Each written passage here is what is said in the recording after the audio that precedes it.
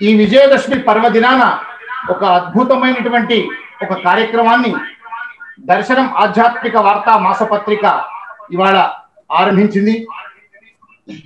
విఖ్యాత రచయిత, విశ్లేషకులు, తెలంగాణ ముఖ్యమంత్రి, ప్రధాన ప్రజా సంబంధాల అధికారి శ్రీ వనంజ్వాల నరసింహారావు గారు రచించినటువంటి శ్రీమద్ భాగవత కథలు అనే పుస్తకాన్ని ఇవాళ ఆవిష్కరించుకోబోతున్నాం. మొదట ఈ ఫేస్బుక్ మాధ్యమం ద్వారా వీక్షిస్తున్నటువంటి 50 మంది ఆస్తిక మహాశయులందరికీ కూడా దర్శనం ఆధ్యాత్మిక వార్తా మాసపత్రిక పక్షాన అందరికీ శుభాకాంక్షలను తెలియజేస్తూ ఉన్నాం. ఈ కార్యక్రమాన్ని, ఈ గ్రంథావిష్కరణ కార్యక్రమాన్ని ఆరంభించుకునే కన్నా ముందు సిద్దిపేట నుంచి లైన్ లో ఉన్నటువంటి చిరంజీవులు మరుమాముల శశిధర శర్మ, చిన్మయి, శ్రీమయి చిన్నారులు ఒక ప్రార్థనా గీతాన్ని ఆరంభిస్తారు. కమల తవ చరణ కమల విహమనశిల సతుమన నిత్యం గరుడ కమల తవ చరణ కమల విహమనశిల సతుమన నిత్యం మనశిల సతుమన నిత్యం మమ పాపమ పాపురు దేవా మమ పాపమ పాపురు దేవా మమ పాపమ పాపురు దేవా మమ పాపమ పాపురు దేవా జన జనయన విధినము చిహరణము విభుధనిము మా జన జనయన విధినము చిహరణము విభుధనిము తపక మమ పాపమ పాపురు దేవా మమ పాపమ పాపురు దేవా. విఖ్యాత సాహితీవేత్త, ధార్మికవేత్త, మహాసహస్రావధాని, యావత్ మంది ప్రపంచంలో ఉండే తెలుగు వారందరూ కూడా ఎంతో అభిమానించే విఖ్యాతులైనటువంటి డాక్టర్ గరికపాటి నరసింహారావు గారు వారి కర కమలములచే శ్రీ వనంజ్వాల నరసింహారావు గారు రచించినటువంటి శ్రీమద్ భాగవత కథలు గ్రంథావిష్కరణ చేసుకోబోతున్నాం. ఈనాటి ఈ ఆవిష్కరణ కార్యక్రమంలో పెద్దలు, ఎందరో మహానుభావులు, ఆధ్యాత్మిక ధార్మికవేత్తలు, ప్రముఖులందరూ కూడా పాల్గొంటున్నారు. ప్రధానంగా ఆధ్యాత్మిక శాస్త్రవేత్తగా తెలుగునాట ఎంతో ఆధ్యాత్మికతను సుసంపన్నం చేయడానికి, ధార్మికతను ప్రసారం చేయడానికి కృషి చేస్తున్నటువంటి ఆధ్యాత్మిక శాస్త్రవేత్త శ్రీ విఎస్ఆర్ మూర్తి గారు, ఆంధ్రప్రదేశ్ పూర్వ ప్రభుత్వ ప్రధాన కార్యదర్శి శ్రీ ఎల్వి సుబ్రహ్మణ్యం గారు, తిరుమల తిరుపతి దేవస్థానం పూర్వ ధర్మ ప్రచార పరిషత్ కార్యదర్శి శ్రీ చిలకపాటి విజయరాఘవాచార్యులు గారు, విఖ్యాత కవి, సాహితీవేత్త, సినీ నటులు శ్రీ తనికెళ్ల భరత్ గారు, కేంద్ర సమాచార పూర్వ కమిషనర్ శ్రీ మాడభూష శ్రీధర్ గారు, అదేవిధంగా ఈ పుస్తక రచయిత, గ్రంథ రచయిత శ్రీ జ్వాలా నరసింహారావు గారు, కళాధర్ రావు గారు, పొట్లపల్లి గారు, ఇంకా ఇదంతా కాక ఈ కార్యక్రమానికి అంతా కూడా సమన్వయం చేస్తూ మనందరికీ ఎంతో ఉపకరిస్తున్నటువంటి అమెరికాకు చెందినటువంటి శ్రీ వెంకట్ ఇంద్రగంటి గారు కూడా ఇప్పటిదాకా ఇక్కడే వేద స్వస్తితో మన ఈ కార్యక్రమాన్ని ఆరంభించారు. ప్రపంచవ్యాప్తంగా కూడా ఎందరో ఈ మాధ్యమం ద్వారా చూస్తున్నటువంటి ఆస్తికులందరికీ కూడా స్వాగతం, సుస్వాగతం. బ్రహ్మశ్రీ గరికపాటి నరసింహారావు గారు శ్రీమద్ భాగవత కథలు పుస్తకాన్ని ఆవిష్కరిస్తున్నారు. అందరి కరతాళధ్వనుల మధ్య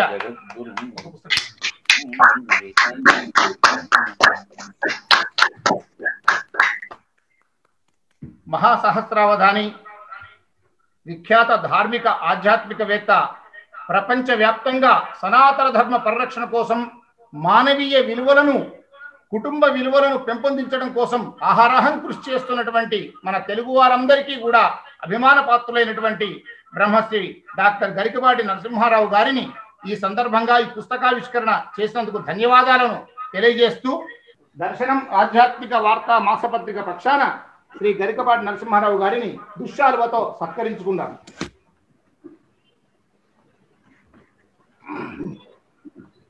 బ్రహ్మశ్రీ డాక్టర్ గరికపాటి నరసింహారావు గారి ప్రవచనం మొదలవుతుంది. నేను వాణి సుపుత్రుడ కానే కాను, అంత పాండిత్యం ఎక్కడిదయ్య నాకు. నేను వాణి సుపుత్రుడ కానే కాను, అంత పాండిత్యం ఎక్కడిదయ్య నాకు. నన్ను వెంకమ్మ కొడుకటం సన్న చాలు, నన్ను వెంకమ్మ కొడుకటం సన్న చాలు, భారతీదేవి ఒడినోగు భాగ్యమిదియే. నన్ను వెంకమ్మ కొడుకటం సన్న చాలు, భారతీదేవి ఒడినోగు భాగ్యమిదియే.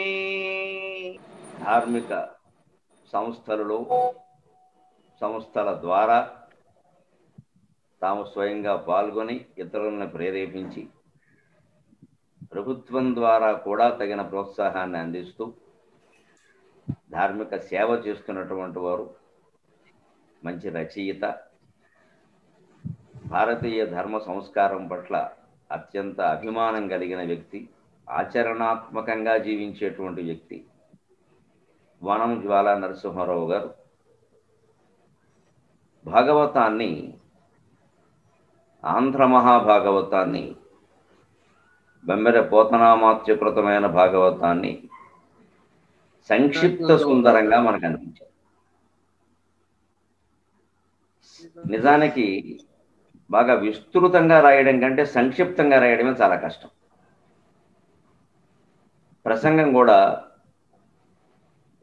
గంటలు గంటలు చేయడం కంటే సారాంశాన్ని 5 నిమిషాల్లో చెప్పడమే చాలా కష్టం.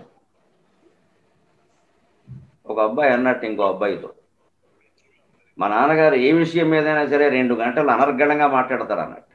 సరే వీడికి పక్కవాడు కూడా ఏదో గొప్ప చెప్పాలని అనిపిస్తుంది కదా.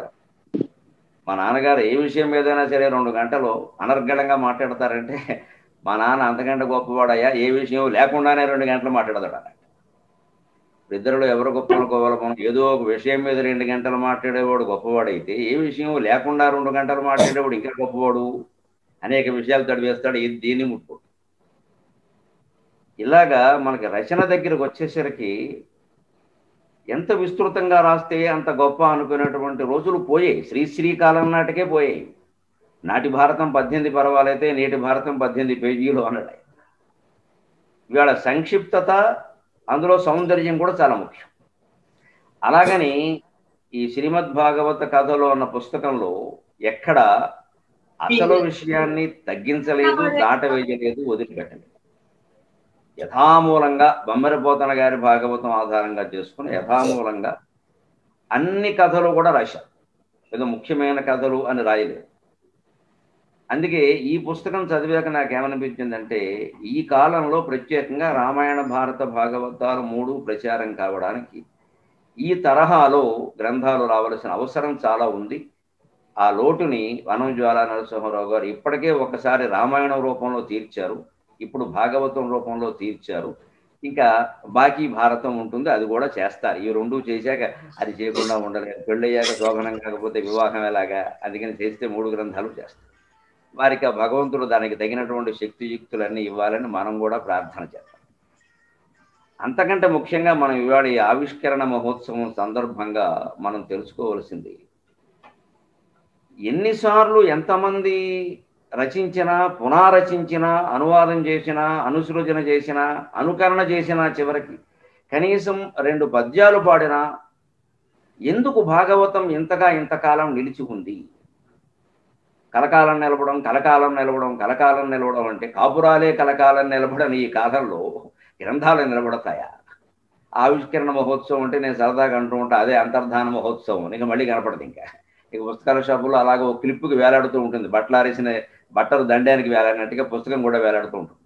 ఇంకెవడూ కొనడు. ఆ పుస్తకాల షాపు కూడా దానికేసి దీర్ఘమోహం వేసి చూస్తాడు. ఎవడో అమ్మకి కొనడం లేదని వాడి బాధ, చదవడం లేదని రచయిత బాధ, రాసి చదివినా దానికి తగిన బహుమానాలు రావడం లేదని ఈయన బాధ. ఎందుకంటే ఈయన గారు బహుమానాల కోసం రాశాడు, అమ్మేవాడు డబ్బుల కోసం అమ్ముతున్నాడు. చదివేవాడికి ఇవేం అక్కర్లా, కాబట్టి వాడికి బహుమానాలు లేవు, వాడికి డబ్బులు లేవు. అందుకని వాడు కొనడు.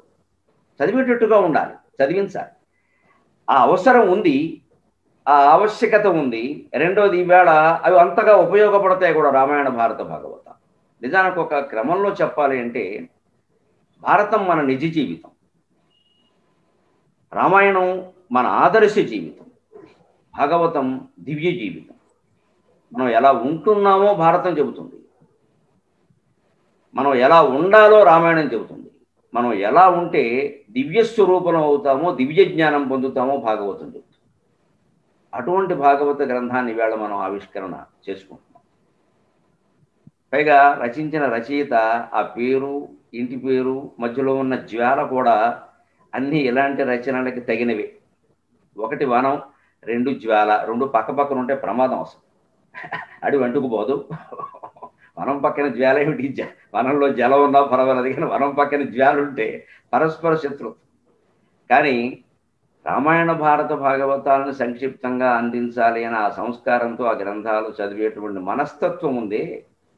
ఇది సంసారం అనేటువంటి వనాన్ని, జీవిత దుఃఖాలు అనేటువంటి వనాన్ని దహనం చేసేటువంటి జ్వాలగా మారుస్తుంది. అందువల్ల వనం జ్వాల ఈవేళ సంసార దావ అగ్ని జలం ప్లస్ అలాగే సంసార దావ దహనాకుల భీకరోరుజ్వాలావళీభికి అతిదగ్ధతను రుహస్య త్వత్పాదయుగ్మ సరసీం శరణాగతస్య లక్ష్మీ నృసింహ మమదేహి కరావలంబం అన్న శ్లోకానికి తాత్పర్యభూతమైన వ్యక్తి. సంసారం ఒక దావాగ్ని అయితే పరమేశ్వరుని యొక్క భక్తి జలంగా మారి దావాగ్నిని శమింపజేస్తుంది. మొత్తం జీవితమే ఒక దావాగ్నిగా మారితే భగవద్భక్తి జలంగా మారుతుంది, ఆ దావాగ్నిని ఉపశమింపజేస్తుంది. మొత్తం జీవితం వనంగా మారితే, అరణ్యంగా మారితే భగవద్భక్తి జ్వాలగా మారాలి. ఎందుకంటే అరణ్యం పిచ్చి పిచ్చిగా పెరిగిపోతూ ఉంటే అప్పుడప్పుడు జ్వాల పుడుతుంది దావాగ్ని. అది కూడా ఎలా పుడుతుంది? ముందు వెదురు పొదల్లో పుడుతుంది దావాగ్ని. సాధారణంగా వెదురు పొదల్లో పుడుతుంది. అలాగే వెదురు పొదలు వెదుళ్ళు దగ్గరగా కూడా ఉంటాయి, పొడుగ్గా కూడా ఉంటాయి, తేలిగ్గా ఉంటాయి. అవి ఎలా గాలికి ఊగుతూ ఉంటాయి. ఈ ఊగడంలో ఇలా రాసుకోవడంలో రాపిడికి అగ్ని పుట్టేస్తుంది. ఆ అగ్ని ముందు వెదురు పొదలను దహించి అరణ్యంలో కూడా చాలా భాగం దహిస్తుంది. విచిత్రంగా ఈ దావాగ్ని కారణంగానే పైనకి పొగలు వెళ్ళి ఆ పొగలు మళ్ళీ మేఘాలను ఏర్పరిచి ధూమజ్యోతిశ్చరళమృతాం తన్నిపాతమేఘ అని మేఘ సందేశంలో చెప్పినట్టుగా మేఘాలు ఏర్పడి వర్షం గురించి ఆ వర్షం కారణంగా మళ్ళీ దావాగ్ని శమిస్తుంది. అంటే జీవితంలో ఎక్కడ ప్రమాదం జరుగుతుందో అది పెరిగి పెరిగి పెరిగి ఉపశమించడం ఖాయం. కాస్త ఓపిక పడితే అన్నీ తగ్గుతాయని మనకు తెలియజేస్తుంది. ఆయన ఇంటి పేరులోనే మనం జాగ్రత్తగా అర్థం చేసుకుంటే అంత శక్తి ఉంది. ఇక నరసింహస్వామి శక్తిని గురించి ప్రహ్లాద చరిత్రలో భాగవతంలో ఉండను.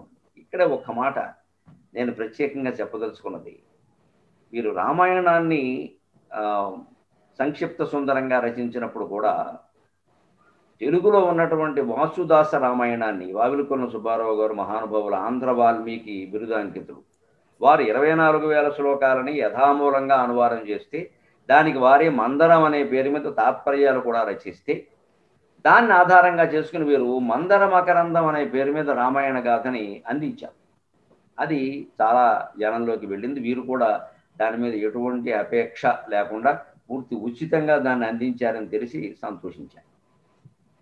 ఇవాళ మళ్ళీ అది మందర మకరందం అయితే ఇది భాగవతం కాబట్టి ఇది మందార మకరందం, ఇంకొంచెం పొడుగు పని, దీర్ఘమైన పని చేశారు. అది మందరం, ఇది మందారం, ఇది మందార మకరందం. మళ్ళీ ఈ రూపంలో మనకి భాగవతాన్ని అందిస్తున్నారు. మా మిత్రుడు జలుకుమర్ర వీరరాఘవాచార్యులు గారు తమ పీఠికలో రాశారు ఈ విషయం. ఇది మందార మకరందం అనే శీర్షిక ఇది పెట్టారు. అలాగే ఇది మందార మకరందం. ఇందులో ముఖ్యంగా ఈ గ్రంథం చదివే వాళ్ళు దృష్టిలో పెట్టుకోవాల్సింది ఏమిటంటే, ముఖ్యంగా ఇది ఆయన పండితుల కోసం రాసింది కాదు.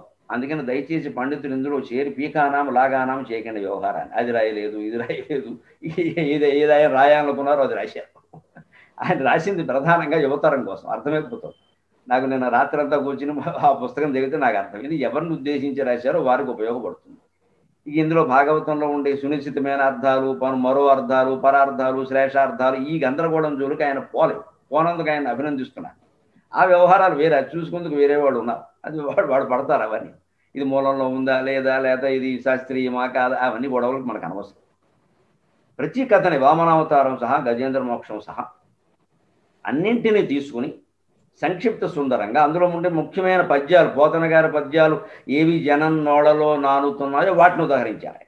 ఉదాహరణకి గజేంద్ర మోక్షం అనగానే ఆయన చేసినటువంటి ప్రార్థన పద్యాల్లో ముఖ్యమైన వాటిని వదలలేదు.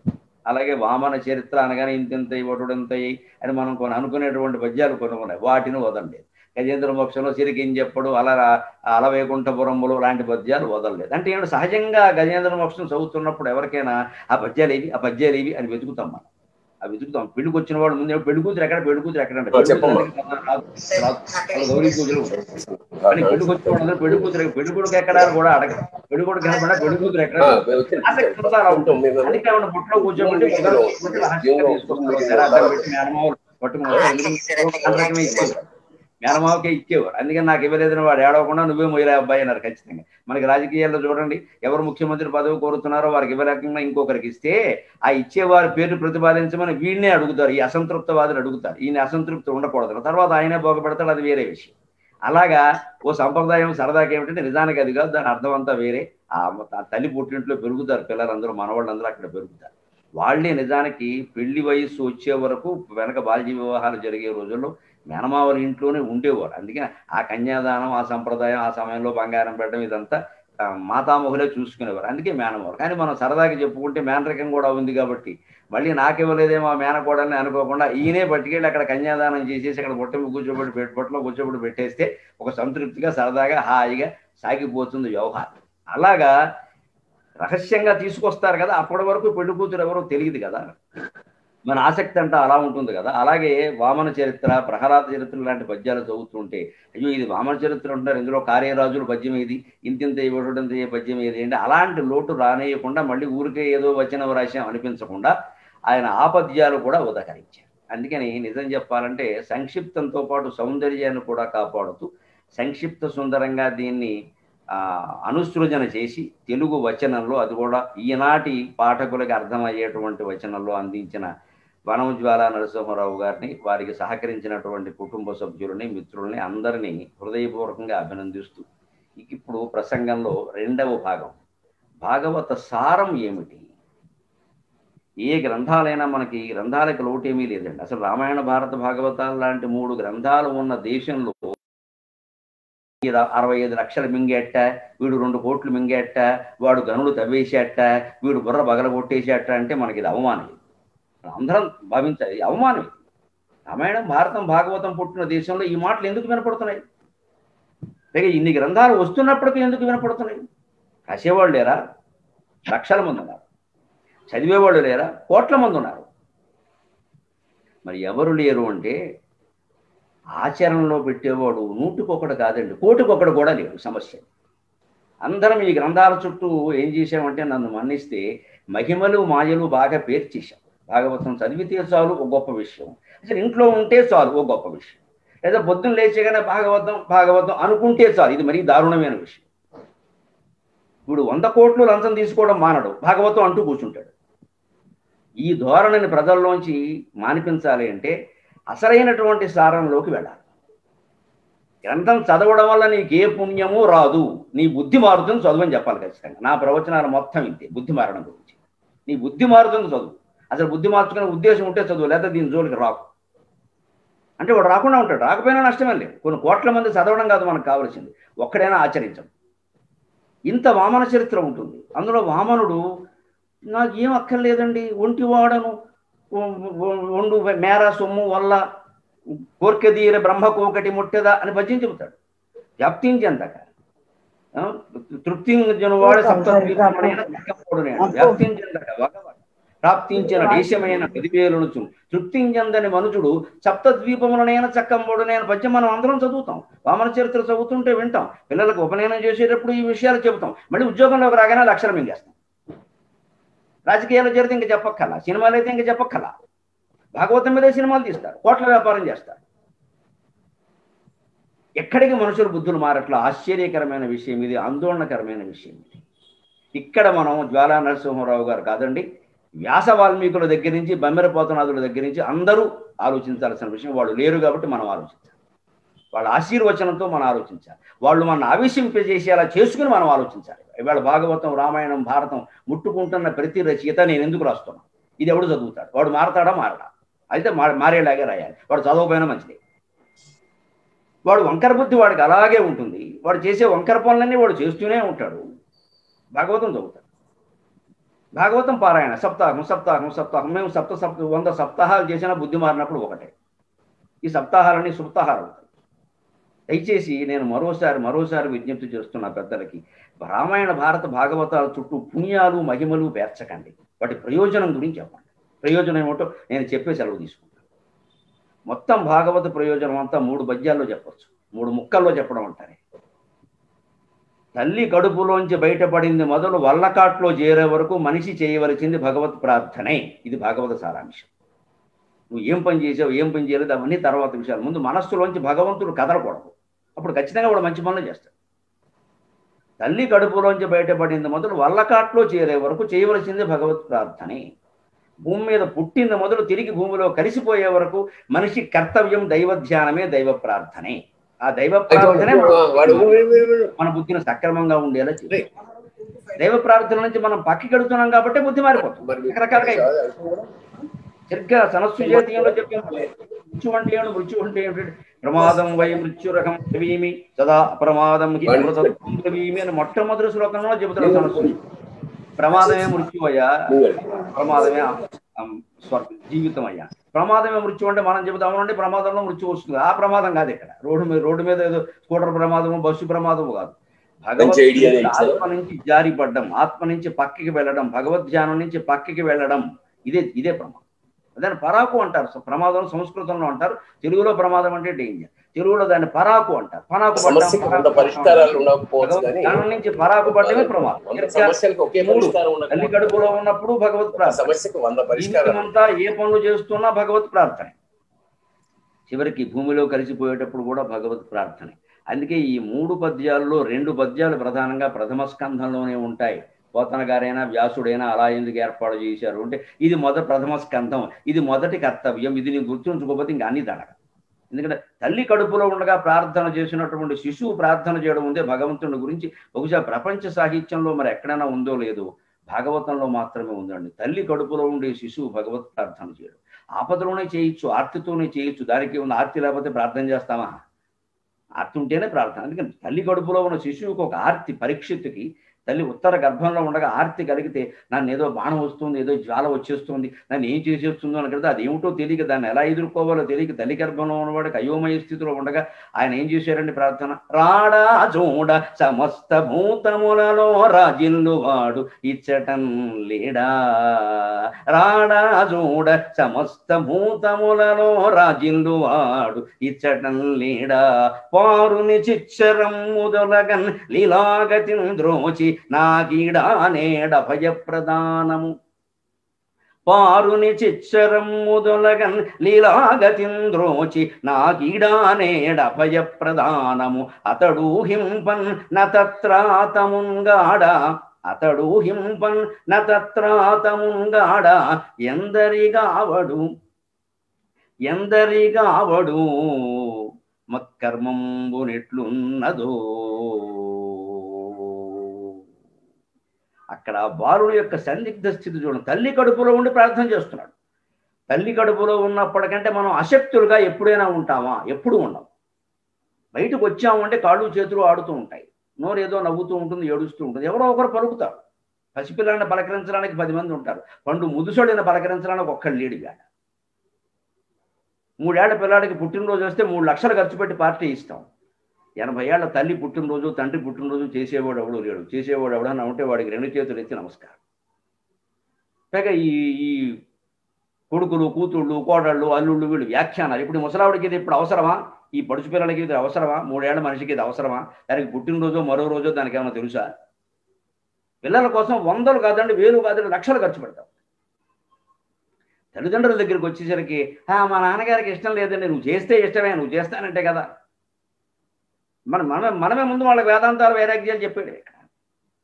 ఇది వాళ్ళు ఒక వేస్ట్ క్యాండిడేట్లు, పాత పట్ల పుట్ల కింద కనపడతారు మనకి వెళ్ళాలి. కానీ మన భాగవతం మనకి ఏం చెబుతుందంటే నువ్వు తల్లి కడుపులో ఉన్నా, వృద్ధాప్యంలో ఉన్నా, ఎక్కడ ఉన్నా సరే ఆర్తి ఆర్తేనయ్యా, బాధేనయ్యా, పట్టించుకోవాల్సిందేనయ్యా, తప్పదయ్యా అని చెప్తాడు. అటువంటి తల్లి కడుపులో ఉండే శిశువు అశక్త స్థితిలో ఉన్నవాడి చేత ప్రార్థన చేయించాడు. వ్యాసుడైనా పోతన గారైనా చేయించాడు. రాడా చూడ సమస్త భూతములలో రాజిల్లు వాడిచ్చటం లేడా, నన్ను కాపాడుతాడా లేడా. అనుమానమే కదండి. మనం ఇంత వయస్సు ఉన్న వాళ్ళం, మనకే అనుమానంగా ఉంది. భగవత్ ప్రార్థన చేస్తుంటే వస్తారంటే మనం దేవుణ్ణి ప్రార్థన చేస్తాం, కానీ మనం చేస్తూనే ఉండాలంటే అపనమ్మకం అనమాట. చేసేది అంటే ఏమిటి? చేయవలసింది వేరు, చేసేది వేరు గమనించాలి. చేసేది చేస్తూనే ఉండాలని మాట్లాడొద్దు. చెయ్యవలసింది మాత్రమే చెయ్యాలి, చేసేది అంతా చేయక్కలేదు. చెయ్యవలసింది చేయాలి, కర్తవ్యం చెయ్యాలండి, పూసుకుని చేయొద్దండి.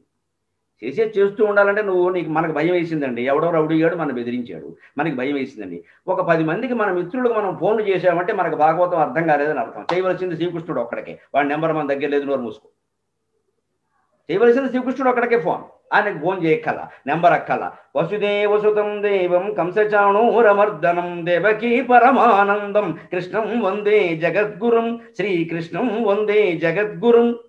అంటే మొత్తం 18 అక్షోహిణులు సైన్య రహితంగా కూడా బాలకృష్ణుడు మన ఇంట్లో ఉంటాడు. ఆయనకి సైన్యం అవసరం లేదు, ఆయన ఉన్న చోటే గెలుపు ఉంటుంది. భారతం నిరూపించింది ఆ విషయం. ఆయనకి సైన్యంతో పని లేదు. 18 అక్షోహిణులు, 11 కాదు 18 మనం ఎదిరించవచ్చు భగవత్ ప్రార్థన చేస్తే.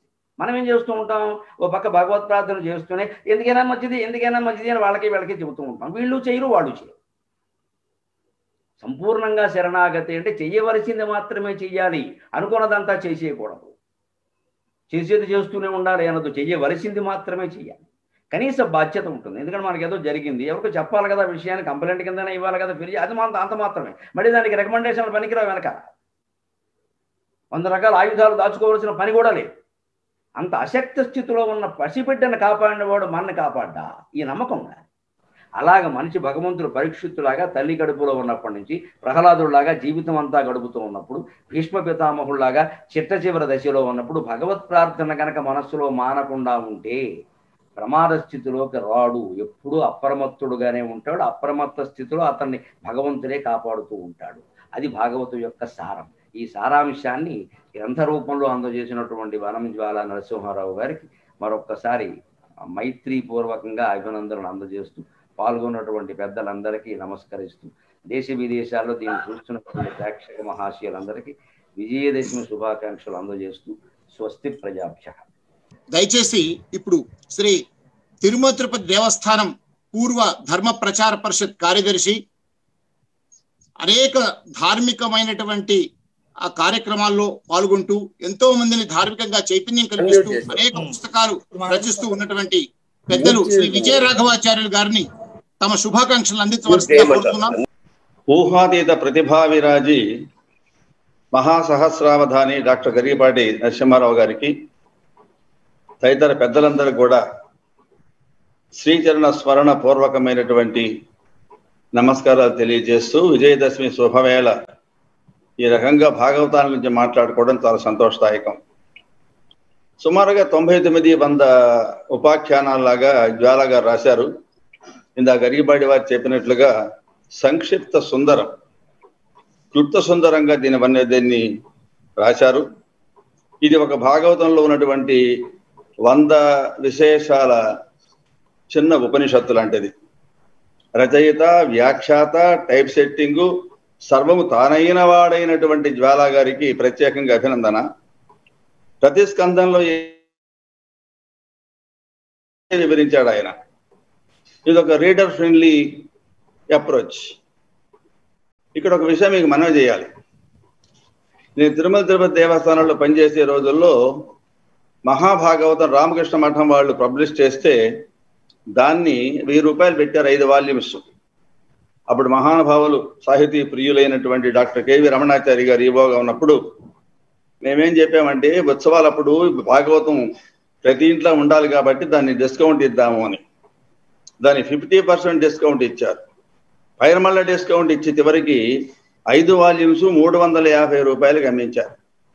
ఇందాక మహానుభావులు నరసింహారావు గారు చెప్పినట్లుగా ప్రతి ఇంట్లో భాగవతం ఉండాల, ప్రతి ఇంట్లో భాగవతం ఉండాల.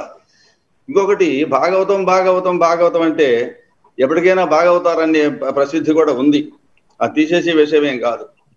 బహుజనాదరణ పొందినటువంటిది మనకున్నటువంటి అద్భుతమైనటువంటి గ్రంథాల్లో భాగవతమే.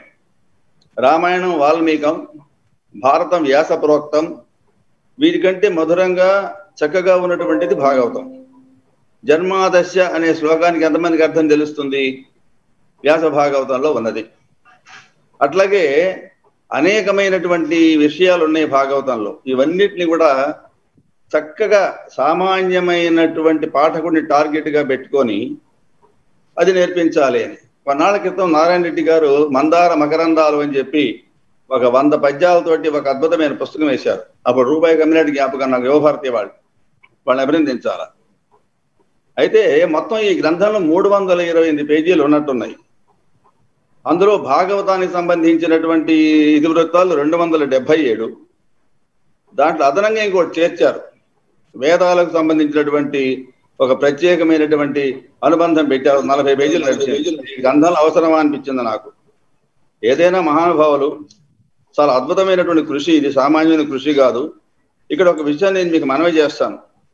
18,000 శ్లోకాలు ఉన్నాయి భాగవతంలో, వ్యాస భాగవతంలో. ఇక అటువంటి వాటిని, ఈ 18,000 శ్లోకాలని ఎక్కడ కథాసూత్రాన్ని తెంచకుండా ప్రతి స్కందాన్ని కూడా అలా స్పృశించుకుంటూ వెళ్ళారు ఆయన. ఇది సుఖ మహర్షికి పరీక్ష మహారాజుకి మధ్య ఉన్నటువంటి యొక్క చక్కని సంవాద రూపం. 12 స్కంధాల్లో 18,000 శ్లోకాలతో సంస్కృత భాషలో ఉన్నటువంటి భాగవతాన్ని ఈవేళ మా అజాల నరసింహారావు గారు అందరికీ అర్థమయ్యేట్టుగా సరళమైనటువంటి తెలుగు భాషలో, ఆయన మంచి రచయిత కదా, చేసిన రచయిత, అద్భుతమైనటువంటి మా మకరందం రాశాడు ఆయన అనువక్తగా వాసుదాస గారి యొక్క మందర మకరందానికి. అటువంటి అద్భుతమైన గ్రంథాన్ని ఇప్పుడు భాగవతం రాశారు. ఈవేళ చాలా మంది డాక్టర్లు కూడా ఏం చెప్తున్నారంటే, రాత్రి పడుకోబోయే ముందు దశమ స్కంధంలో కొన్ని పద్యాలు చదువుకోండి అయ్యా, చక్కగా ప్రశాంతంగా ఉంటుంది, మీకు నిద్ర పడుతుంది అని చెప్పారు.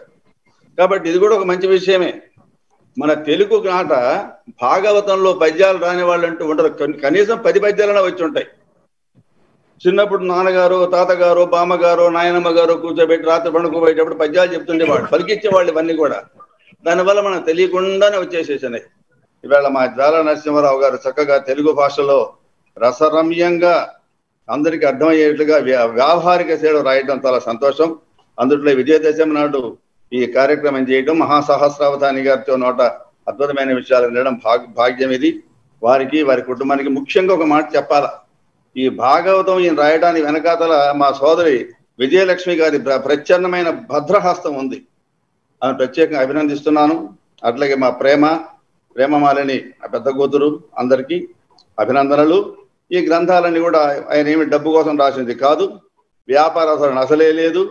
రామాయణం రాసిన కూడా అందరికీ ఉచితంగానే వితరణ చేశాడు ఆయన. అట్లాగే భాగవతాన్ని కూడా అందరికీ అందేట్టుగా చేసే ప్రయత్నం కోరుకుంటూ నమస్కారం.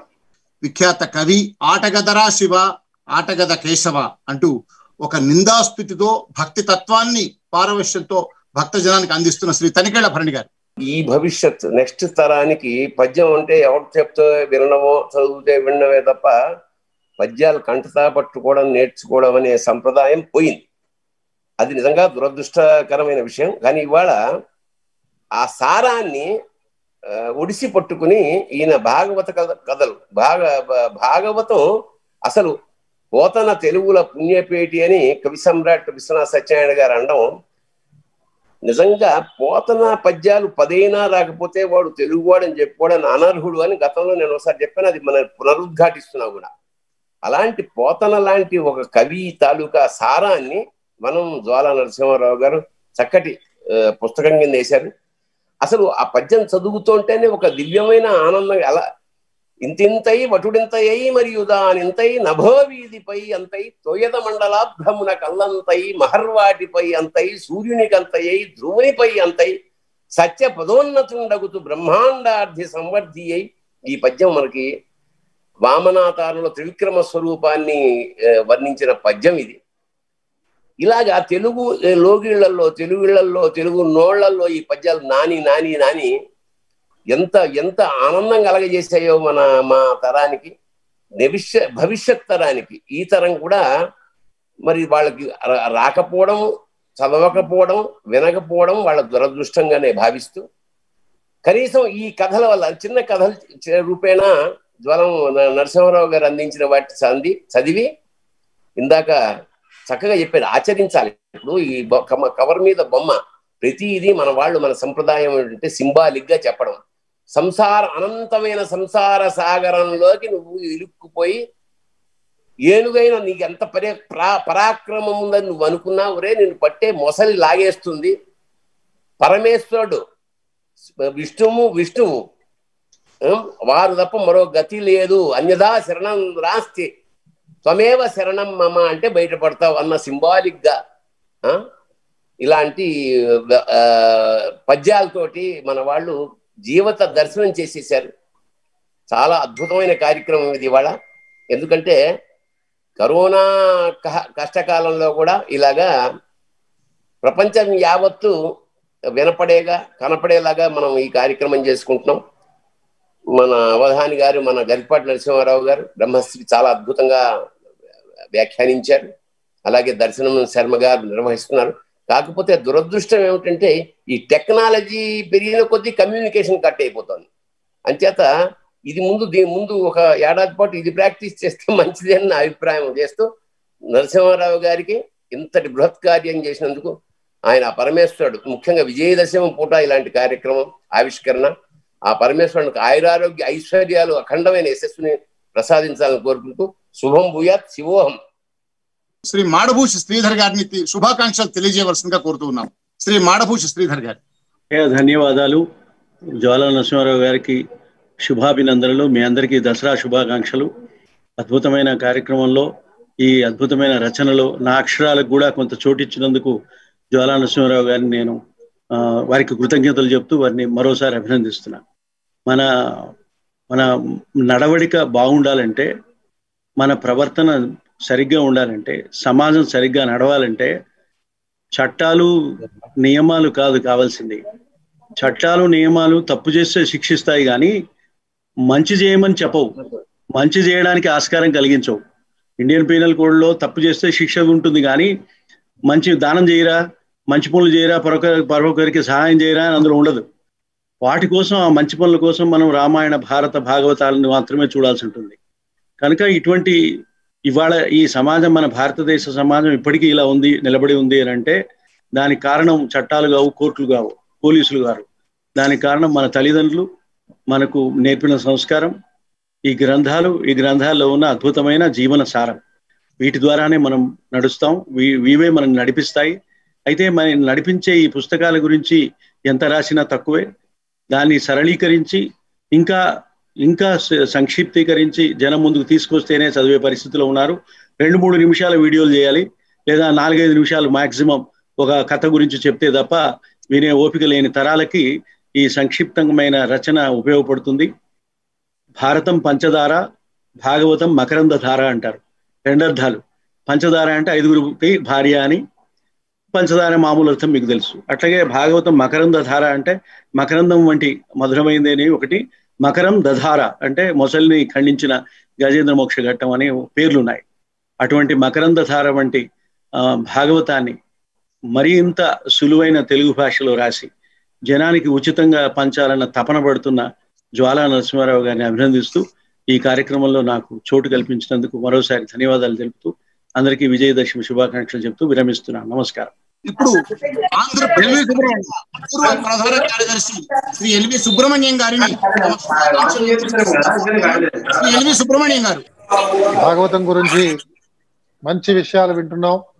అందరూ కూడా గొప్ప సాహితీ మూర్తులు అందరూ కూడా ఇవాళ దర్శనం ఇవ్వడం నా అదృష్టంగా నేను భావిస్తున్నాను.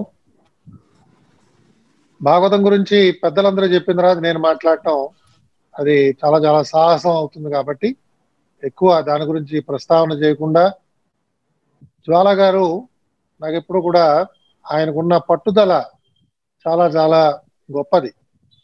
ఇలాంటి పని ఒత్తిడి ఉన్నా కూడా ఆయన చేద్దాం అనుకున్న కార్యాన్ని సాధించగలగడం చాలా గొప్ప విషయం.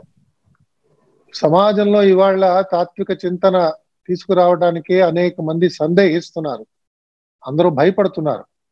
ఇది ఒక దురదృష్టకరమైన విషయం. అందరూ కూడా రాజ్యాంగాన్ని ముందు పెడుతుంటారు. రాజ్యాంగం చదివినవాడి పరిస్థితి అలాగే ఉంది, రాజ్యాంగం చదవనివాడి పరిస్థితి కూడా అలాగే ఉంది. ధర్మాన్ని ఆచరించడానికి రాజ్యాంగం చూపిస్తాం, భాగవతం గురించి గట్టిగా మాట్లాడటానికి రాజ్యాంగం చూపిస్తాం, జనగణమన పాడటానికి రాజ్యాంగం చూపిస్తాం. వీళ్ళందరూ కూడా మనం పొద్దున్న లేస్తే వీళ్ళందరూ కాన్స్టిట్యూషనల్ ఎక్స్పర్ట్స్ అని మనం భావిస్తుంటాం. ఇది మన జాతి చేసుకున్న దురదృష్టం. ఇందాక చాలా చక్కగా మాడభూషి శ్రీధర్ గారు చెప్పినట్టుగా నైతిక పరివర్తన మనిషిలో రావాలన్నప్పుడు 100ల కొద్దీ చట్టాలు చేస్తే ఏమాత్రం కూడా రాదు. మనం ఎన్ని చట్టాలు చేస్తున్నామో అన్ని వేల మంది వకీళ్లు తయారవుతున్నారు, అన్ని వేల కోర్టు కేసులు పెరుగుతున్నాయి. అంతేగాని మనిషి ప్రవర్తనలో మార్పు రావాలంటే ఒక భాగవత గ్రంథం చాలు. జ్వాలా గారు చేసిన ఈ కృషి వల్ల కొన్ని వేల కుటుంబాలు నైతిక పరివర్తనని ఆచరించి జీవితంలో ఆనందంగా వాళ్ళు గడపచ్చు. జ్వాలా గారు చేసిన ఈ కృషి అమోఘమైన కృషిగా నేను భావిస్తున్నాను. వారిని నేను మనసారా స్వయంగానే అభినందించాను. మరొక్కసారి ఈ మాధ్యమం ద్వారా కూడా వారిని వారి సతీమణిని ఇద్దరిని కూడా చేతులు జోడించి మరొక్కసారి నా కృతజ్ఞతలు చెప్తున్నాను. ఇలాంటి కృషి చాలా చాలా గొప్పది. ఇది మీరు చేసినందుకు మీకు సమాజం పక్షాన భాషని ఎంతో మక్కువతో చూసే నాలాంటి వాడు మీకు కృతజ్ఞతలు చెప్తున్నాం. భాష 10 రోజులు మన 10 కాలాల పాటు సమాజంలో అది అభివృద్ధి చెందాలి. ఇది ఏమాత్రం కూడా దానికి ఇవాళ ప్రమాదం వచ్చిందని నేను భావించట్లేదు. కానీ ఆనందాన్ని అనేక మంది పొందితే మనకు కూడా చాలా ఆనందం. మన ఇంటికి ఎవరైనా భోజనానికి వచ్చారనుకోండి, ఓ 10 మంది భోజనానికి వచ్చారు, వాళ్ళందరూ కడుపుండా తిన్నప్పుడు ఆ ఇంటి యజమాని ఇంటి యజమానురాలు ఎంతో ఆనందం పొందుతాం. మన అమ్మాయి వివాహం చేసినప్పుడు వివాహానికి వచ్చిన వాళ్ళందరూ కడుపు నిండా భోజనం చేసి చాలా బాగుంది మీ భోజనం అని చెప్పినప్పుడు మనం చాలా చాలా పొంగిపోతాం. అది మన మన సంస్కృతి, మన సాంప్రదాయం. ఇతరులు ఆనందించాలి కదా, అయ్యో వాళ్ళు ఆనందించట్లేదు కదా అని మనకి ఒక ఆందోళన. కాబట్టి అలాంటి ఆందోళన నేను కూడా పొందుతున్నాను. ఆ తరుణంలో జ్వాలా గారు ఇది రావటం, ఇది చేయటం చాలా బాగుంది. నాకు కూడా ఒక స్థానం కల్పించినందుకు ఇవాళ అనేక మంది పెద్దల మాటలు వినే అదృష్టం నాకు కలిగింది. రాఘవాచార్యులు గారు కానీ, శ్రీధర్ గారు కానీ, వాళ్ళ అందరూ ఒక్కొక్కరు ఒకరైన అందరూ కూడా, గరికపాటి వారు కావచ్చు, తనికెళ్ళ భరణి గారు కావచ్చు, ఒక్కొక్కరు కూడా విశిష్టమైన సేవలు అందిస్తున్నారు. తప్పకుండా సనాతన ధర్మ విలువలు మళ్ళా సమాజంలో ఇలాంటి కృషి వల్ల అవి ఇంకా బాగా అభివృద్ధి చెందుతాయని చెప్పి భావిస్తూ, మీరు మీ ద్వారా ఇంకా ఇలాంటి కృషి చక్కగా జరగాలని నేను ఆ కనకదుర్గమ్మని మరొకసారి ప్రార్థిస్తూ మీ దగ్గర సెలవు తీసుకుంటున్నాను. స్వస్తి.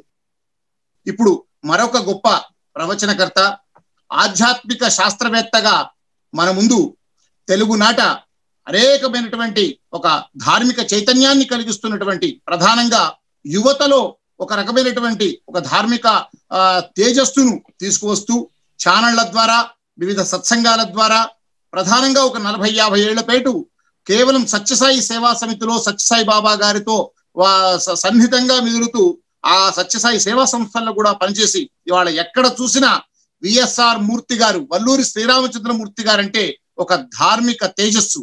అలాంటి నిగర్వి నిరాడంబర వ్యక్తిగా తెలుగు వారందరికీ అభిమాన పాత్రుడైనటువంటి ఆధ్యాత్మిక శాస్త్రవేత్త శ్రీ విఎస్ఆర్ మూర్తి గారిని కూడా తమ ఆశీపూర్వక ప్రసంగాన్ని శుభాకాంక్షల రూపంలో అందించవలసిందిగా కోరుతూ ఉన్న శ్రీ విఎస్ఆర్ మూర్తి గారు.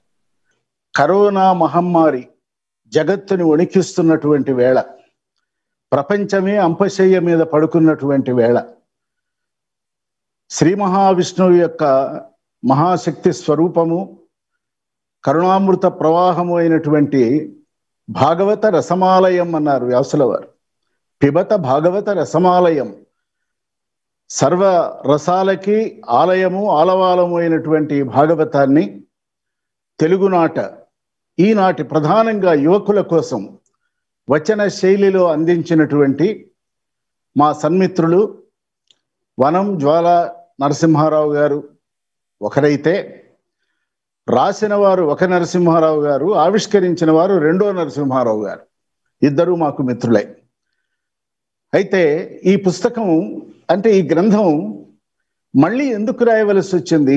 ఇంతకుముందు చాలా భాగవత కథల మీద చిన్న పెద్ద మధ్యమ చాలా గ్రంథాలు వచ్చాయి, పుస్తకాలు కూడా వచ్చాయి. దీనికి విశ్వనాథ సత్యనారాయణ గారు శాశ్వతంగా సమాధానం ఇచ్చారు, పరిష్కారం. మరల ఇదేల రామాయణం బన్నచో ఈ ప్రపంచకమెల్ల ఎల్లవేళల తినుచున్న అన్నమే తినుచున్నదిన్నాళ్ళు, తన రుచి బ్రతుకులు తనవిగాన, చేసిన సంసారమే చేయుచున్నది తనదైన అనుభూతి తనదిగాన, కొలచిన రామునే తలతును నేనును నా భక్తి రచనలు నావిగాన, కావ్యగత శతాంశమున 90 అయిన పాండు ఎవరిది? కవి ప్రతిభ ఉండును, కావ్యగత శతాంశమున 90 అయిన పాండు, ప్రాగ్విపశ్చిన్మంతంబున రసంబు 1000 రెట్లు గొప్పది, నవ కథాధృతి కంటే అన్నాడు. ఓ కొత్త కథ రాసి ప్రపంచానికి ఇచ్చే కంటే ప్రాచీనమైన సనాతనమైన కాల పరీక్షకు నిలబడిన నిగ్గు తేలినటువంటి మహావాంగ్మయాన్ని గనక మళ్ళీ ఈనాటి ఈ జాతి సమకాలీనమైనటువంటి ఒక జాతి అందుకోగలిగినటువంటి సులభ సుందర సరళ శైలిలో సూటిగా గనక చెప్పగలిగినట్లయితే అది నిజానికి ఎంతో మందికి ఉపయోగపడుతుంది.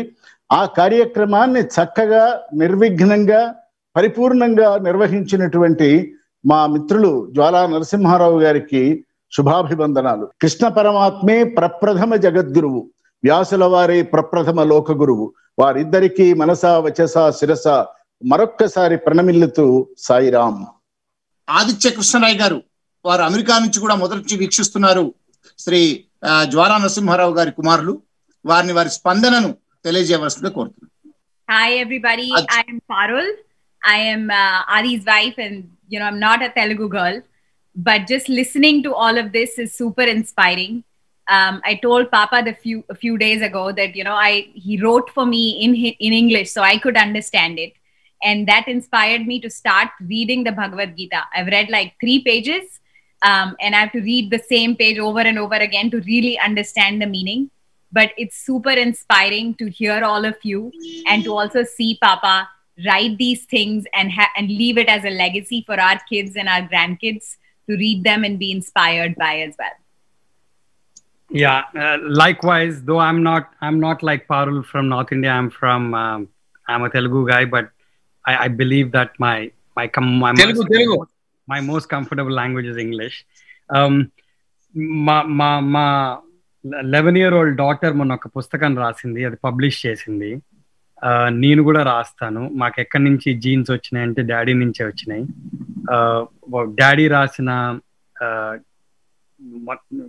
డాడీ రాసిన మొత్తం పుస్తకాలు చదివితే దాని డైవర్సిటీ, దాని entire spread of the work that daddy has done, it's amazing. ఈ లేటెస్ట్ బుక్ కూడా చాలా ఇన్స్పిరేషనల్. మేము అందరం చదువుతున్నాం, చాలా మంచిగా ఫీల్ అవుతున్నాం. ఇప్పుడు ఆంధ్రప్రదేశ్ పూర్వ పోలీస్ హౌసింగ్ కార్పొరేషన్ చైర్మన్, విశ్రాంత పోలీస్ ఉన్నతాధికారి జ్వాలా నరసింహారావు గారికి స్వయాన వారు బంధువులు, అంతేకాక మిత్రులు, సన్నిహితులు, శ్రేయోభిలాషి శ్రీ రావులపాటి సీతారామరావు గారిని మాట్లాడవలసింది కోరుతున్నాను. శ్రీ రావులపాటి సీతారామరావు గారు. అత్యద్భుత ఆవిష్కరణ కార్యక్రమానికి వచ్చినటువంటి పెద్దలందరికీ నా హృదయపూర్వక నమస్కారాలు. ముఖ్యంగా గ్రంథం రచించినటువంటి శ్రీ వనం జ్వాలా నరసింహారావు గారు నాకు అత్యంత ఆత్మీయులే కాకుండా మా బంధువు కూడా. అంటే మా ఊరి పక్కనే, ఉదిగొండ గ్రామం పక్కనే ఉన్నటువంటి వనంవారి కృష్ణాపురానికి చెందినటువంటి వాడు. ఒక చక్కటి విషయం ఏమిటంటే, ఈ గ్రంథాన్ని ముత్తారం గ్రామం అంటే వనంవారి కృష్ణాపురంలో రామాలయంలో ఉన్నటువంటి కృష్ణుడికి వారు అంకితం ఇచ్చారు. దానికి ప్రత్యేకంగా మా మండలం తరఫున వారికి నా ప్రత్యేక కృతజ్ఞతాభివందనాలు చెప్తూ ఉన్నాను. చిన్నప్పటి నుంచి చూస్తున్నటువంటి ఆ వ్యక్తిలో రకరకాల వైవిధ్యపూరితమైనటువంటి ఆ అనుభవాలు నాకు కనపడ్డాయి. ప్రత్యేకంగా అన్ని రకాల విషయాలను ఆకలనం చేసుకొని టీవీల్లో కానీ తదిమా విషయాల్లో కూడా చాలా చక్కగా పార్టిసిపేట్ చేసేటువంటి వ్యక్తిగా, అన్నిటికంటే ముఖ్యంగా ప్రజా సంబంధాలను బాగా పెంచుకోవడం, దానికి ఉదాహరణగా ముఖ్యమంత్రులకు చాలా మందికి ముఖ్య సంబంధ అధికారిగా, ప్రజా సంబంధాధికారిగా ఉండటం చాలా విశేషం. నా వైఫ్ ప్రతిరోజు అదే చదువుతుంది. నా పుస్తకాలన్నీ వదిలిపెట్టి చదువుతున్నందుకు నేను ఒక విధంగా చిన్నపాటి జలసి అనుభవించినప్పటికీ, కానీ అందులో ఉన్నటువంటి మాధుర్యాన్ని, ఆ ప్రత్యేకంగా ఆ యొక్క చక్కటి గ్రంథస్థం చేసినటువంటి విషయాలను తలుచుకున్నప్పుడల్లా ఆయన రచయితగా పరిపక్వత చెందాడని నేను భావిస్తున్నాను. విజయలక్ష్మి గారు చాలా ప్రత్యేకంగా ఒక మనసు పెట్టి జ్వాలా నరసింహారావుకు ముందు చూపుతో ముందస్తు నడిచే విధంగా చేసినందుకు ఆమెకు కూడా నా ప్రత్యేక అభినందనలు చెబుతూ, మీ అందరికీ కూడా ముఖ్యంగా పండితులు వచ్చారు, పెద్దవారు వచ్చారు, వారందరికీ కూడా నా కృతజ్ఞతలు, నమస్కారాలు చెప్తూ నేను సెలవు తీసుకుంటున్నాను. శ్రీ బండారు శ్రీనివాసరావు గారిని మాట్లాడవలసిందిగా కోరుతున్నాను. వివిధ దేశాల్లో వివిధ ప్రదేశాల్లో కూర్చొని ఈ కార్యక్రమాన్ని వింటున్న ప్రేక్షకులకు, సభికులకు అందరికీ నమస్కారం. విజయదశమి పర్వదిన శుభాకాంక్షలు. మా చిన్నప్పుడు రామకోటి పందిళ్లలో దొరికే చిన్నపిల్లల కోసం రాసిన బాలల బొమ్మల రామాయణం, బాలల బొమ్మల భాగవతం, బాలల బొమ్మల భారతం ఇలా దొరికేవి. అవి 10 మంది కలిసి పిల్లలందరం కలిసి వాటిని చాలా ఆసక్తిగా చదివేవాళ్ళం. అంటే బొమ్మలతో కూడిన రామాయణాలు, భాగవతాలు అన్నమాట. ఆ విధంగా మొట్టమొదటిసారి ఈ భారత భాగవతాలతోటి మాకు పరిచయం ఏర్పడింది. ఇప్పుడు మిత్రుడు జ్వాలానరసింహారావు చేస్తున్నటువంటి ఈ మద్భాగవత కథలు కూడా ఇలానే చిన్న చిన్నవిగా పిల్లలకు సుబోధకంగా ఉండే శైలిలో, భాషలో వాటిని రచించడం వల్ల భవిష్యత్ తరంలో ఉన్నటువంటి చిన్నపిల్లలందరికీ కూడా భారత భాగవత రామాయణాది ఈ వీటి గురించి తెలుసుకోవడానికి, అవగాహన కల్పించుకోవడానికి ఒక చక్కటి అవకాశం ఉంటుందని అనుకుంటున్నాను. దీనికి మా మేనకోడలైనటువంటి విజయలక్ష్మి తోడ్పాటు పూర్తిగా ఉండటం కూడా ఒక కారణంగా నేను భావిస్తున్నాను. కాబట్టి వీళ్ళందరికీ, మొత్తం ఈ సభకు హాజరై మాట్లాడిన వాళ్ళకి పెద్దలందరికీ నా నమస్కారాలు. చిన్నపిల్లలు ఉంటే ఆశీస్సులు. ఆస్ట్రేలియా నుంచి మన జ్వాలానరసింహారావు గారి మిత్రులు శ్రీ చెన్నాప్రగడ గారు. జ్వాలానరసింహారావు గారికి బంధువుని, నా భార్య ద్వారా, శ్రీలక్ష్మి ద్వారా, ఐదరాజు మనోహర్ రావు గారి పుత్రిక. అంతర్జాల మాధ్యమం ద్వారా ఇటువంటి సదవకాశం కల్పించినందుకు ముందస్తుగా మీకు అందరికీ ధన్యవాదాలు, కృతజ్ఞతలు. ప్రాచీన కవుల్లో నాకు అమితంగా ఇష్టం ఉన్నది బొమ్మరే పోతన్ గారు. ఇంతింతై వటుడింతయ్యాయి అన్న పద్యంతో మొదలైన ప్రీతి, మందార మకరందము, ఇలాంటి పద్యాలన్నిటి విని చదివి ఆనందిస్తూ ఉంటాను. జ్వాలానరసింహారావు గారి రచనలు పెద్దగా నేను గొప్పగా చదవకపోయినా, చదివి ఆకలింపు చేసుకోలేకపోయినా, ఈ ప్రత్యేకంగా ఈ ఏదైతే ఈ పుస్తకం ఏదైతే రచించారో దీని మీద మక్కువ ఎందుకు కలిగిందంటే 2 విధాల వల్ల. నాకు బంధువులుగానే కాకుండా ఒక పాత్రికేయుడిగా, లేక ఒక రచయితగా, ఒక కవిగా, ఒక విభిన్న వైవిధ్యత కలిగిన ఎన్నో టాలెంట్ ఉన్న వ్యక్తిగా వనం జ్వాలానరసింహారావు గారిని చూస్తాను ఎల్లప్పుడూ. ఆయన రచనల్లో కానీ, ఆయన రాసిన వ్యాసాల్లో కానీ ఆయనకున్న నాలెడ్జ్, విజ్డమ్ చాలా ప్రస్ఫుటంగా కనిపిస్తూ ఉంటుంది. సో నేను ఒక సైలెంట్ అభిమానిని అని చెప్పుకోవచ్చు. ముఖపరంగా ఎప్పుడు ఆయనకి ఇది వ్యక్తపరిచే అవకాశం లేకపోయింది, కానీ ఈ సభాముఖంగా ఇది అవకాశం దొరికింది కాబట్టి చెప్తున్నాను. పుస్తకాలు చదవడం కానీ, లేకపోతే వాటి గురించి ఆకలింపు చేసుకోవడం కానీ అన్న ఉద్దేశం సన్నగిల్లు పడిపోతుంది. ఇటువంటి తరుణంలో ఇలాంటివి పుస్తకాలు మా తరం కానీ, వచ్చే తరాలకు కానీ వారికి ఈ గ్రంథ సారాన్ని అందింపజేయగలగడం చాలా ఉత్తమమైన ప్రక్రియ. అందువల్ల అది చేపట్టినందుకు నరసింహారావు గారికి కృతజ్ఞతలు జరుపుకుంటూ, ఒక బంధువుగానే కాదు, ఒక సాహితీ అభిమానిగా కృతజ్ఞతలు తెలుపుకుంటున్నాను. నాకు ఈ సదావకాశం కల్పించినందుకు మీకు కూడా కృతజ్ఞతలు. నమస్కారం. విజయశంకర్ మాట్లాడండి. విజయశంకర్, ఈ గ్రంథము రాసినందుకు ముందు జ్వాలానరసింహారావు గారికి అభినందనలు తెలియజేస్తూ కృతజ్ఞతలు కూడా తెలియజేయాల్సిన అవసరం ఉంది. ఎందుకంటే ఈ భాగవత కథలు, పోతన భాగవతం అంటే ఇష్టము, తెలుగు భాష అంటే ఇష్టము. ఈ గ్రంథంలో నా యొక్క ఒక అవకాశం కల్పించారు. మొదట అక్షరం దగ్గర నుంచి చివరి అక్షరం వరకు దాన్ని చదివే అవకాశం కల్పించారు. దానికి ముందు ధన్యవాదాలు తెలియజేస్తున్నాను, నమస్కారాలు తెలియజేస్తున్నాను, అభినందనలు తెలియజేస్తున్నాను. సాయిరాం. ఇప్పుడు శ్రీ ఆర్వి కృష్ణారావు గారు. అందరికీ నమస్కారం. జ్వాలా గారి యొక్క పుస్తకాలు రెగ్యులర్గా చదివి వాటి యొక్క అనుభూతి పొందిన వాళ్ళలో నేను కూడా ఒకడిని. ఈ భాగవత్ కథలు ఆవిష్కరిస్తున్నామని జ్వాలా నాకు ముందే చెప్పారు. వారికి సందర్భంగా శుభాకాంక్షలు తెలియజేస్తున్నాను. సీనియర్ జర్నలిస్టు సార్ జ్వాలానరసింహారావు గారి కూతురు శ్రీమతి ప్రేమామాలిని గారు. ఈ రోజు ఇంతమంది వచ్చి మా నాన్నగారి పుస్తకం గురించి మాట్లాడుతున్నారు అంటే అసలు ఒక కుటుంబంలో ఒక సభ్యురాలిగా నాకు చాలా చాలా విపరీతమైన ఆనందంగా ఉంది. అయితే ఈ భాగవత కథలు రాయక ముందు, అంటే మేము మా చిన్నతనంలో, నేను 4th 5th క్లాస్ లో చదువుకుంటున్నప్పుడు హైదరాబాద్ పబ్లిక్ స్కూల్లో మా తెలుగు టీచర్ ఉండేవారు, మిసెస్ మూర్తి అని. ఆవిడ ప్రతి సంవత్సరం భాగవతంలోని 2-3 పద్యాలు మాకు నేర్పించి, పోతన గారి భాగవతంలోని పద్యాలు నేర్పించి మమ్మల్ని ఆ పద్యాలు పఠించమని వాటిని నేర్పించేవారు అనమాట. అలా మేము చాలా భాగవతంలోని చాలా పద్యాలు నేర్చుకున్నాం.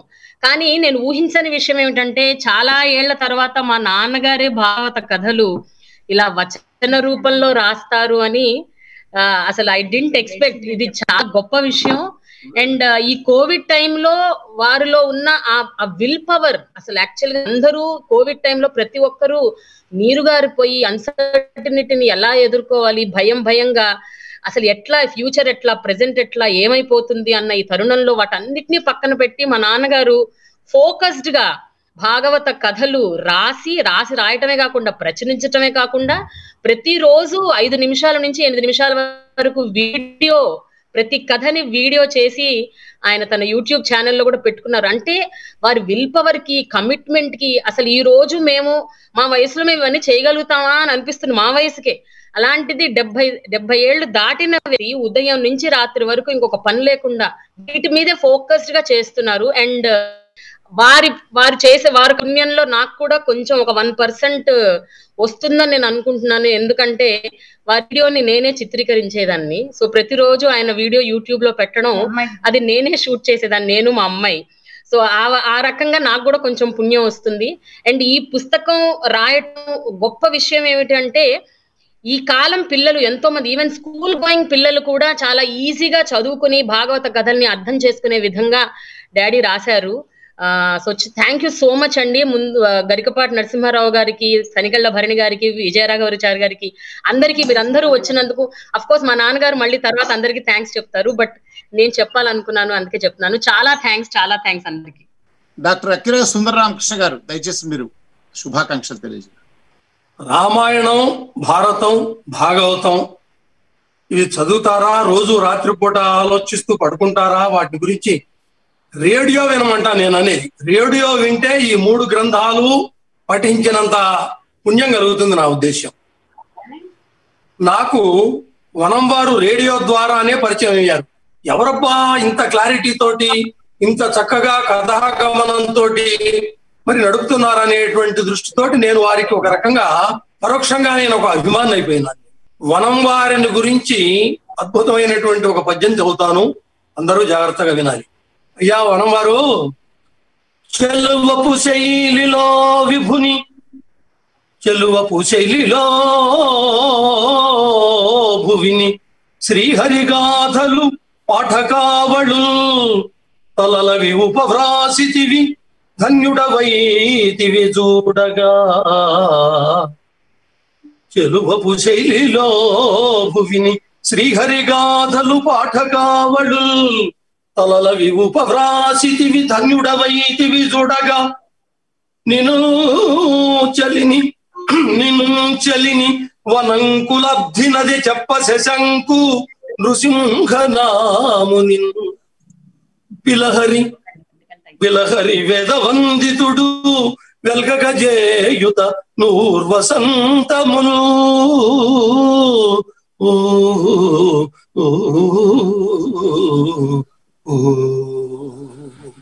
మరి వనం జ్వాలానరసింహారావు దంపతులకు అయ్యా మరి అందరూ తెలిసిన వాళ్ళే, రావులపాటి వారు, మూర్తి గారు, చిలకపాటి వారు, అందరికీ కూడా మరొక మారు నా హృదయపూర్వకమైన వినమ్రమైనటువంటి నమస్సుమాంజలు తెలియజేసుకుంటూ, స్వంభుయాత్ ఇంకా మంచి గ్రంథాలు రేడియో వినండి, దయచేసి రేడియో వినండి. భాగవతం చదవకపోయినా పర్వాలేదు, రేడియో వినండి. నమస్కారం. శ్రీ చంద్ర రెంటచంద్రులు గారు. నమస్కారం అండి. జ్వాల నరసింహారావు గారికి నమస్కారం, దంపతులకు, వాళ్ళ అమ్మాయికి. ముఖ్యంగా ఇలాంటి భాగవత కార్యక్రమం, భాగవత కథలు రాయటం అనేది రోజు ఒక దినచర్యగా తీసుకొని ఒక మనిషి కూర్చొని రికార్డ్ చేసి, తర్వాత ఫేస్బుక్ లో పోస్ట్ చేసి, తర్వాత మనం ఏదైనా మంచి మాట చెప్తే మనకు ఫోన్ చేసి మాట్లాడడం అనేది నాకు చాలా అదృష్టంగా భావిస్తాను నేను. నాకు 2-3 సార్లు వారు ఫోన్ చేసి ఇలా నేను చేస్తున్నాను, మనం ఏమైనా దీన్ని ఇంకా అందరికి చేర్చాలి, ఈ పుస్తకాలు లాభాపేక్ష లేకుండా నేను పబ్లిష్ కూడా చేశాను అని చెప్పడం అనేది నాకు నిజంగా ఎంత అద్భుతంగా అనిపించిందంటే, అంత అద్భుతంగా అనిపించింది. ఈ విషయంలో జ్వాల నరసింహారావు గారికి మరీ కృతజ్ఞతలు చెప్పుకుంటూ నేను ఇలాంటి పుస్తకాలు మరిన్ని రాయాలని చెప్పి నేను వారిని ప్రార్థిస్తున్నాను. ధన్యవాదాలండి. డాక్టర్ పరిమళ గారు. అందరికీ నమస్కారము. నేను జ్వాల నరసింహారావు గారికి బంధువుని, మా కోడల ద్వారా. బంధువే కాదు, చాలా నాకు ఆయన రచనలు అంటే చాలా ఇష్టము. ఫస్ట్ టైం నాకు మందార మకరందం అని సుందరకాండ ట్రాన్స్లేట్ చేసినప్పుడు నాకు ఫస్ట్ కాపీ నాకు ఇచ్చారు. అప్పటి నుండి ఆయన రచనలన్నీ బాగానే చదువుతున్నాను నేను. ఈ మధ్య ఫేస్బుక్ లో భాగవత కథలు, తర్వాత ఆయన రాసిన రాజకీయ ఆర్టికల్స్, వేరియస్ సబ్జెక్ట్స్, చాలా బహుముఖ ప్రజ్ఞాశాలి ఆయన. ఆయన రాసిన కథ ఆర్టికల్స్, భాగవత కథ పుస్తకాలు సీరియల్ గా చదువుతున్నాను. ఆయన ఈ కోవిడ్ టైంలో ఇంత మంచిగా ఉపయోగించుకొని బమ్మెరపోతన కథలు, బమ్మెరపోతన నుండి భాగవత కథలు ట్రాన్స్లేట్ చేసి ఈ రోజు ఆవిష్కరణ చేసిన వల్ల చాలా సంతోషంగా ఉంది.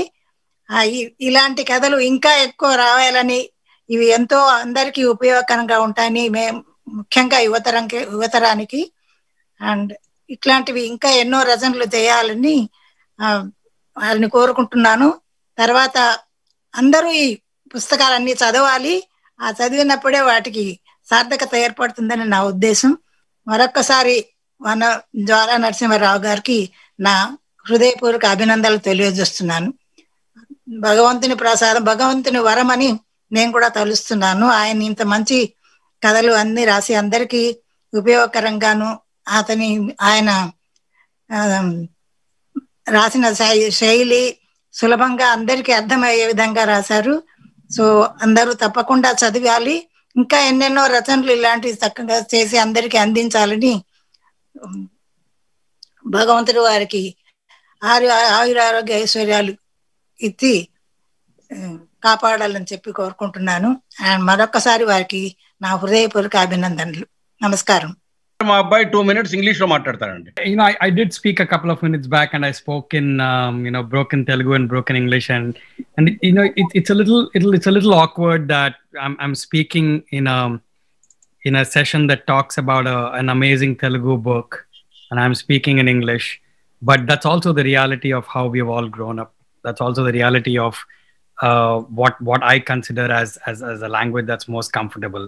And if language is a medium of communication, this is the most appropriate medium for me to communicate. Long back when I was reading an amazing book which spoke about a lot of philosophy, it says, the cause of humanity's illusions are never good to know. It was thought self-evident that the world was flat till somebody came and said, it's actually not flat, but it's round.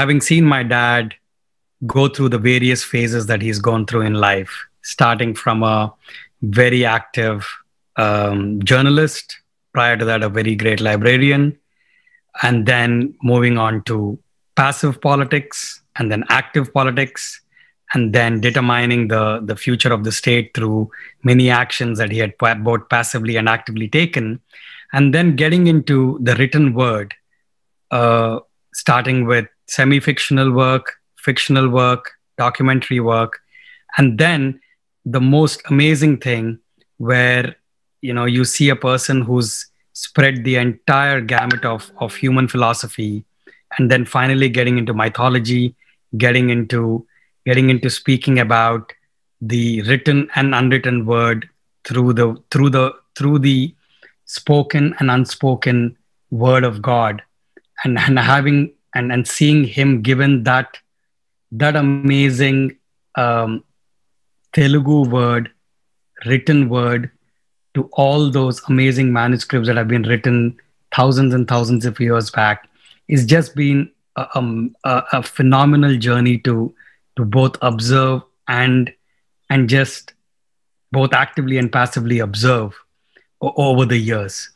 What we see today is the reflection of not just my dad's current understanding of historical, mythological phenomenon, but also everything that he has read right through, and it might be weird for me to say this, but right through the works of Marx, right through the words of politics, right through the works of everything that he's read all over the world, represented in his new understanding of what I think is many, many years worth of mythology, is just an amazing thing to observe.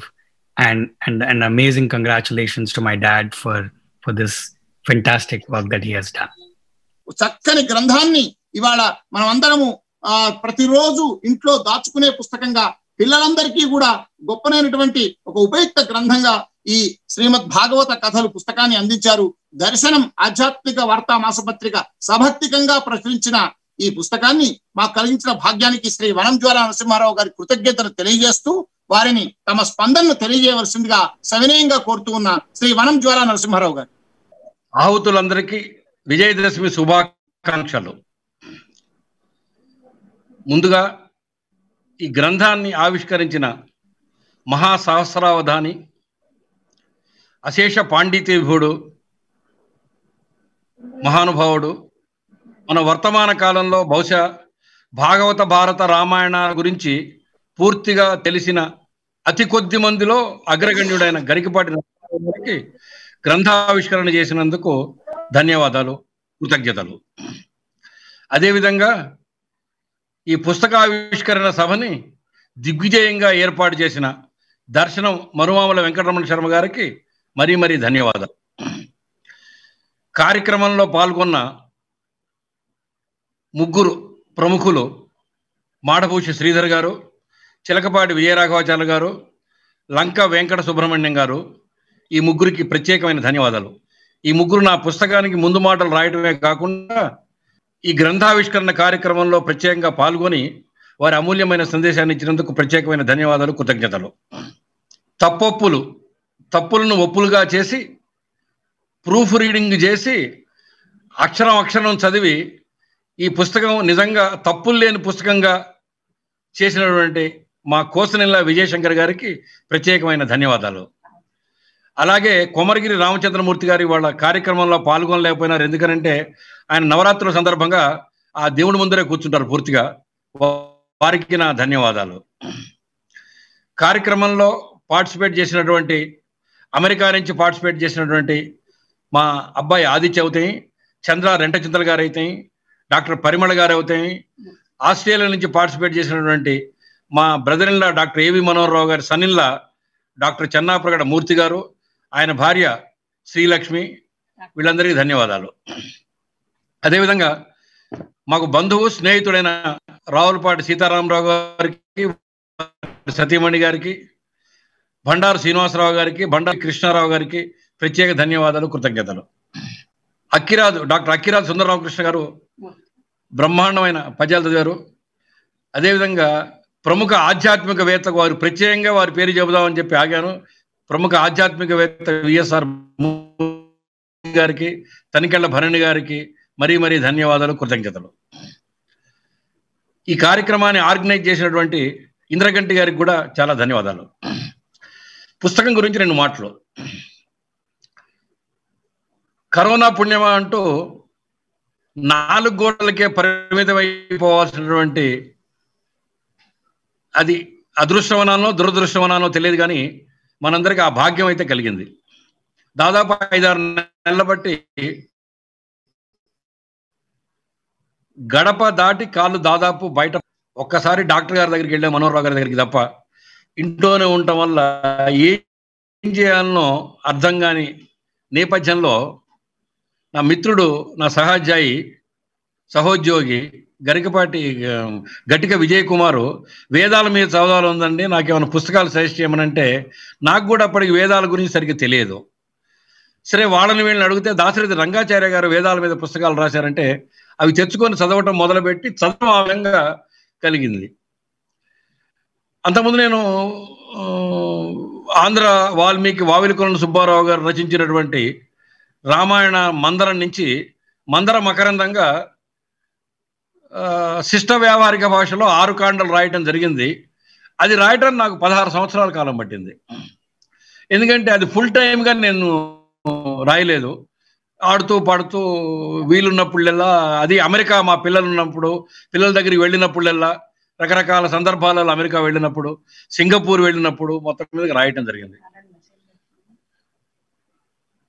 అయితే ఎప్పుడైతే ఈ వేదాలు చదివిన తర్వాత ఈ వేదాలు ఎవరికి అర్థమవుతాయని ఒక భావన నాలో కలిగి, ఈ వేదాలలోంచి ఏమైనా కొంత సారం లాగలుగుతామా అనిపించింది. కానీ సారం లాగే అంత గొప్ప వ్యక్తి నేను కాదు, కానీ నేను అర్థం చేసుకున్న రీతిలో నేను చదివిన వేదాలు నాకు అర్థమయ్యేంత వరకు ఒక 70-80 పేజీలు రాసి పెట్టుకున్నాను. ఏం చేద్దామనే తర్వాత ఆలోచిద్దాం అని రాసి అయితే పెట్టుకున్నాను. ఈ దర్శన శర్మ గారు ఒకడు మహానుభావుడు, ఎప్పుడు రోజు ఏదో ఒకటి అడుగుతుంటాడు, ఇది రాస్తే బాగుంటుంది, అది రాస్తే బాగుంటుంది అని చెప్పి నన్ను పరోక్షంగా ప్రత్యక్షంగా రచనకు, ఆధ్యాత్మిక రచనలకు ప్రోత్సహించే వాళ్ళలో ముందు వరుసలో ఉండేవాడు ఈ దర్శనం శర్మ గారు. ఎప్పుడు ఏదో రాయమంటుంటాడు, వీలుంటే రాయటం, వీలు లేదా రాయిపోవటం. సరే, ఇలా వేదాల గురించి రాశాడంటే దీని గురించి ఏమైనా చేద్దామండి, పుస్తకం వేద్దాం అన్నాడు. పట్టి పెట్టాను. ఈ లోపల ఒకనాడు నేను ఈఎంఆర్ఐ 108 అంబులెన్స్ సర్వీస్లో పనిచేస్తున్నప్పుడు నాకు బాస్గా, కొలీగ్గా పనిచేసినటువంటి వెంకట చెంగవెల్లి గారిని ఒకరోజు ఫోన్లో మాట్లాడితే, నేను భాగవతం చదివాను జ్వాల గారు అన్నాడు. ఈయనే భాగవతం చదువుతూ నేను చదవకూడదు అనుకొని తక్షణం వెతికి పట్టుకొని రామకృష్ణ మఠంలో దొరికినటువంటి, అంతకుముందు తిరుమల తిరుపతి దేవస్థానం రామకృష్ణ మఠం వాళ్ళు సంయుక్తంగా వేశారట దాన్ని, ఆ బొమ్మెర పోతన ప్రణీత శ్రీ మహాభాగవతాన్ని 5 వాల్యూమ్స్ తెప్పించుకున్నాను. తెప్పించుకొని చదువుతుంటే అమోఘంగా అద్భుతంగా ఉన్నది. చదవటం కరెక్ట్గా ఒక 27 రోజులు, అది 2700 పేజీల పుస్తకాలు, 27 రోజులు, రోజుకు 100 పేజీలు టార్గెట్ పెట్టుకొని చదివాను. చదివిన తర్వాత రాస్తే బాగుంటుందని చెప్పేసి ఒక్కొక్క స్కంధాన్ని ఇంట్రొడక్టరీగా చేసుకుంటూ 88 కథలుగా రాశాను. రాసిన తర్వాత లాస్ట్ చాప్టర్ మీ అందరికీ తెలుసు, భాగవతం తెలిసిన ప్రతి వాళ్ళకు తెలుసు, వేదాల విభజన. వేదవ్యాసుడు వేదాల విభజన చేస్తాడు. నాకు ఒక క్లూ దొరికింది అనుకున్నాను. ఆ వేదాల విభజన చాప్టర్ అయిపోయిన తర్వాత, ఆ కథ అయిపోయిన తర్వాత వెంటనే అనుబంధంగా ఈ దాశరథి రంగాచార్య గారు ద్వారా నేను గ్రహించిన దానికంటే సంగ్రహించినటువంటి ఋగ్ యజు సామాధర్వ వేదాల సారం పెట్టాను నేను. నిన్న రాత్రి ఫోన్ చేసి చాలా యాప్ట్గా ఉంది జ్వాల గారు అన్నప్పుడు నేను చాలా సంతోషించాను. అంటే ఒకళ్ళిద్దరికి ఉపయోగపడ్డా చాలు అని అనుకునే వాళ్ళు నేను ఒకడిని. నేను రాసిన పుస్తకం నాతో పాటు ఇంకొకళ్ళిద్దరు చదివినా చాలు అనుకునే వాళ్ళలో నేను ఒకడిని. ఎందుకంటే అందరూ అన్ని చదవరు.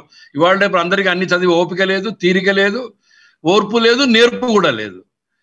ఏదో పుస్తకాలు రాసేవాళ్ళు రాస్తున్నారు, ఒక్కోసారి రాసిన వాళ్ళే చదువుకోవాలి తప్ప వేరే వాళ్ళు చదవటం లేదు. మన ఆర్టికల్స్ కూడా అదే పరిస్థితి అయిపోయింది.